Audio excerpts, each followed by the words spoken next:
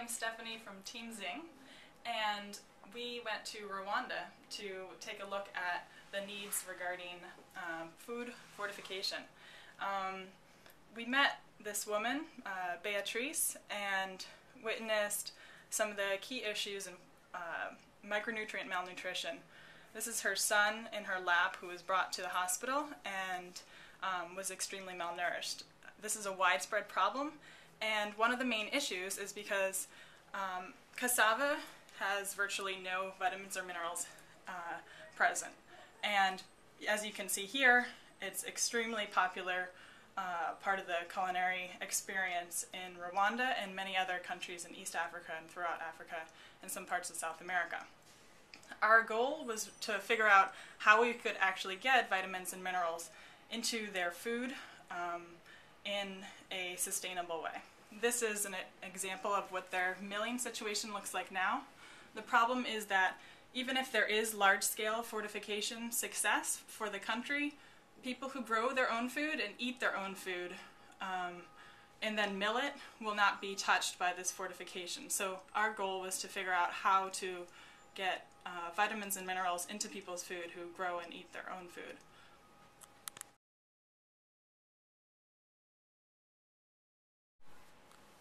By the end of the class in the spring, we arrived at a solution that looks similar to a drum mixer, and some of the key technical issues was that it was top heavy, it leaked through the door, and we weren't quite sure if it mixed properly yet because we needed to test it. That leads me to some of our main goals for the summer.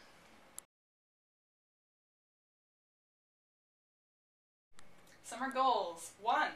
Product development. Test out a plastic mixing device and try to fix some of the problems with our steel drum.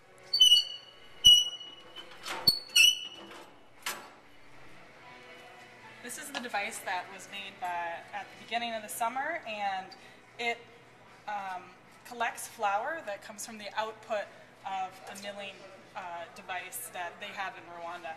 And the idea is that it's sort of a seamless process, and the flour will go directly into this drum mixer, and then when the miller is done rotating the drum mixer, it will be rotated and they can attach their bag. Some of the adjustments we've made with the plastic device have experimented with the idea that there may be able to be a drum end cap that is easier to attach and open.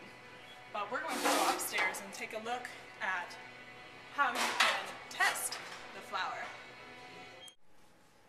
2. Become a chemist. Test out the mixing efficacy of our drum.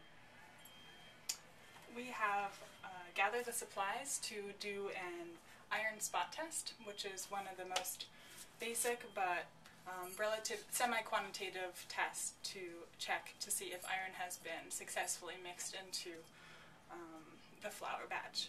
So here we have some iron filings that are added in the appropriate amount to the fortified flour to mimic what the amount would be in a positively fortified sample.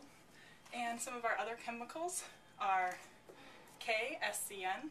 We have some hydrogen peroxide, H2O2, and we have some hydrochloric acid. So it's kind of a dangerous situation here, but it worked out pretty well. And here we have flour that we took from the sample downstairs, and I've already prepared a sample here, and all you do is use the pipette to take a sample of the said mixture and add it to the flour.